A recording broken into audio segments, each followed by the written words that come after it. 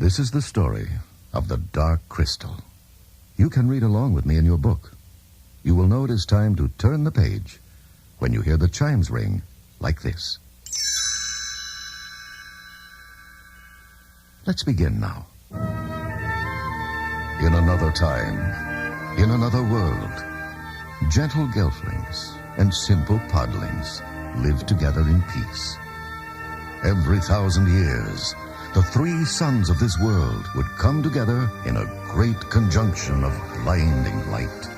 Tremendous energy would pass through a magical crystal located at the heart of a shining castle.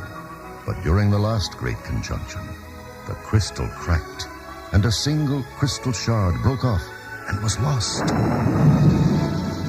The crystal darkened, and evil came into the world.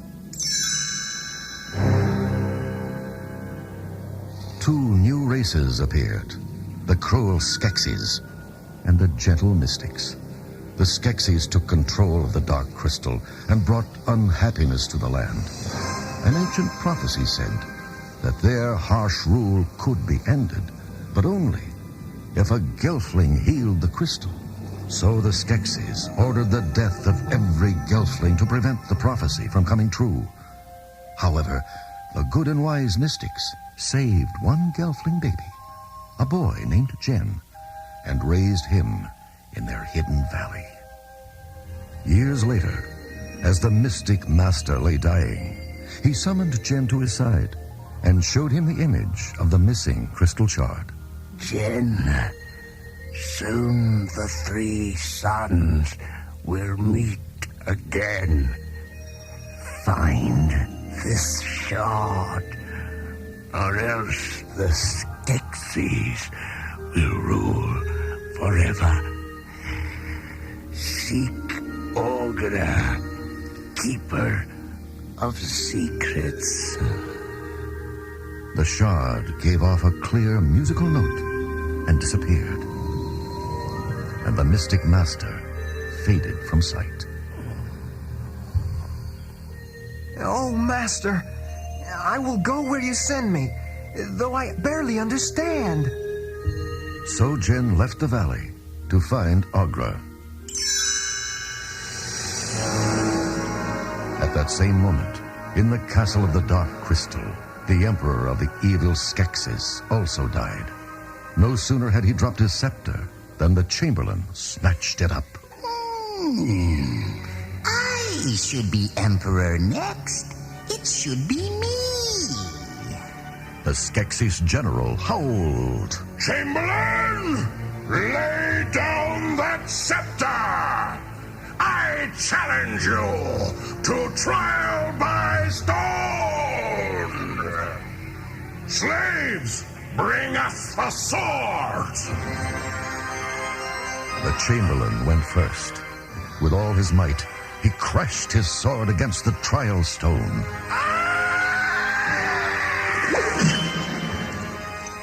But nothing happened.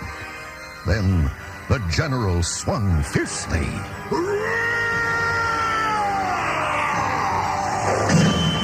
And the black stone shattered. It's me! I'm emperor now! Throw the chamberlain out of the castle forever! Just then, the crystal sounded, and the Skeksis rushed to the crystal chamber. There in the dark crystal was an image of Jen. The general shuddered. A Gelfling alive? How can that be? We've killed them all! Angered, the general turned to his army of huge, dark, beetle-like creatures. Got him! Find the Gelfling now, or he will destroy us! Meanwhile, Jen continued his search for Aughra. As he struggled up a rocky cliff, long vines suddenly reached down and pulled him off the ground. Hey! A hideous, one-eyed woman stepped before him. You, Gelfling? Can't be. All dead. But I am a Gelfling. Are you Aughra? I seek the crystal shard. Is that all? Come, Gelfling. Follow me. Aughra touched the vines, and they set Jen down. Aughra led Jen to her wondrous observatory. Everything in the heavens is here. That's how I know next great conjunction coming. Better find your shard before that, Gelfling. Aughra dumped out a box full of crystal shards. Jen searched through them carefully. These 3 look like the shard my master showed me. But which one is it? Jen thought a while, then piped the sound his master's shard had made. The middle shard began to glow. Aughra, this is the one. But what do I do with it? Why, you must heal the dark crystal. But before she could explain, Gartham warriors ripped through the observatory wall. Jen jumped onto a passing metal moon and sailed over the Gotham's heads. Below, Aughra fought off the invaders. Fearing for his life, Jen hurled himself off the moon, crashed through a window, and tumbled down a rocky hillside. But both he and the shard were safe. Struggling through forest and swamp, Jen cautiously moved past plants that flew and creatures that uttered strange sounds. Suddenly, a ferocious furry face leaped at Jen. He lost his balance and fell backward. Oh no, right in the mud. Then Jen heard a voice nearby. Do laugh, his gig. Do laugh. As Jen looked up, a young girl stepped out of the bushes. The growling ball of fur became quiet and jumped up into her arms. Jen gasped. You're a Gelfling. I thought I was the only one. I thought I was. I'm Kira, and this is my pet Fizzgig. Here, take my hand. I'll help you out of the mud.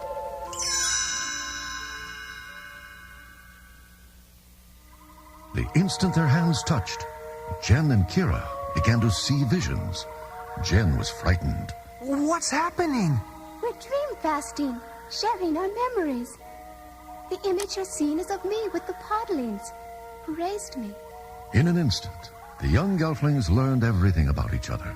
Their rescue as infants from Gartham attack, their childhood adventures, even Jen's meeting with Aughra. Kira smiled. Come on, Jen. I'll take you to my people. Once they arrived at Pod Village, the cheerful podlings carried in platters of food and drink. Merrily they banged their drums and laughed and sang and danced. Jen grinned. Kira, this is such a happy place. How long can we stay? As long as we want. Shyly, Jen joined in the dancing, but suddenly the wall crashed in. It was the Gartham again. The terrified podlings ran in all directions. Kira grabbed Jen's hand. It's us they're after. Quickly, Jen, follow me.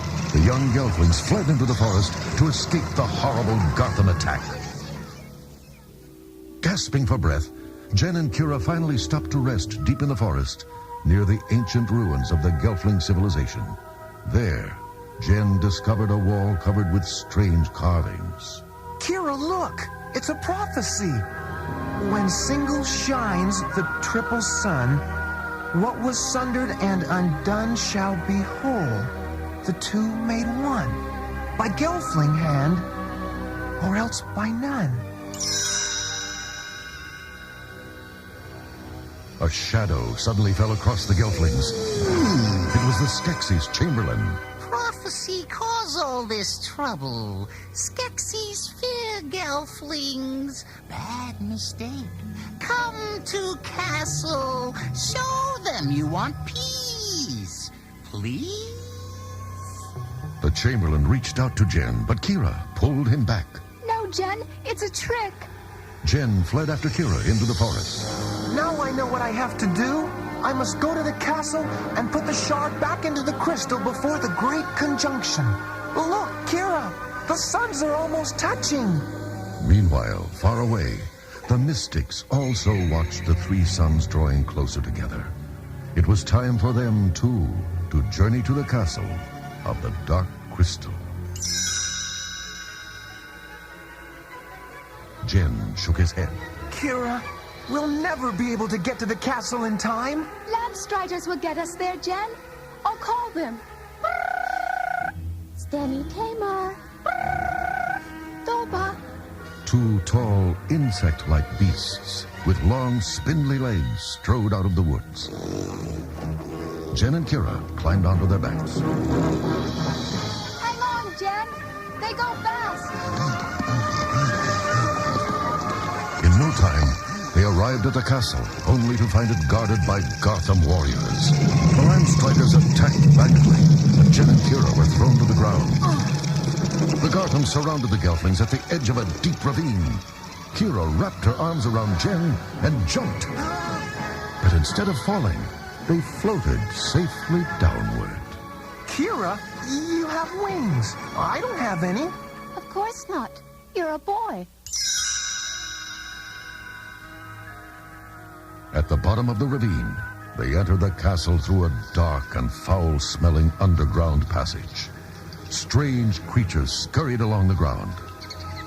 Suddenly, out of the darkness, the Chamberlain reached out and grabbed them. You die, Gelfling! Jen wriggled free, but the Chamberlain pulled down a beam, and a pile of rocks buried Jen. Thinking Jen was dead, the Chamberlain dragged Kira into the crystal chamber where the Skeksis were awaiting the Great Conjunction. I bring you the last Gelfling. I have done this. Now we are safe from prophecy. But Jen had already freed himself from the rocks and was hiding in the balcony above the dark crystal. Jen looked up at the three suns about to come together. Now was the time. He leaped onto the dark crystal, but the shard fell from his hands. Breaking free from the Chamberlain's grasp, Kira grabbed the fallen shard. Jen shouted, Look out, Kira! But Kira tossed the shard up to Jen as the Skeksis closed in and killed her. With tears streaming down his cheeks, Jen plunged the shard deep into the crystal, healing its wounds. The crystal flashed, and Jen was thrown into the air. He landed unharmed and ran over to Kira. Meanwhile, the light of the Great Conjunction shot down into the crystal and split into brilliant beams that filled the chamber. The filthy walls of the castle began to crumble, revealing its original beauty. The Skeksis were afraid. At that very moment, the mystics entered the crystal chamber. The beams of light pulled the mystics and the Skeksis together, turning them into new and kindly creatures. Jen cradled Kira's fallen body in his arms. One of the new race of tall, angelic light creatures spoke to Jen. You have done well, Gelfling. You have restored the true power of the crystal and brought back harmony and goodness to the land. We make your friend whole again. Hold her to you. As the creature spoke, Kira came back to life. Now we leave you the crystal of truth. Make your world in its light.